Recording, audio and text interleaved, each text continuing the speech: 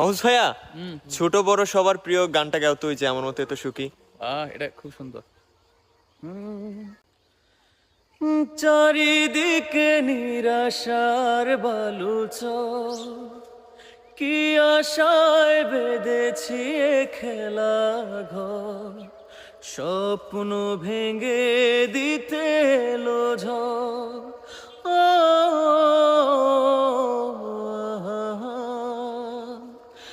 চারিদিকে নিরাশার বালুচর, কি আশায় বেঁধেছি এ খেলা ঘর, স্বপ্ন ভেঙে দিতে এলো ঝড়।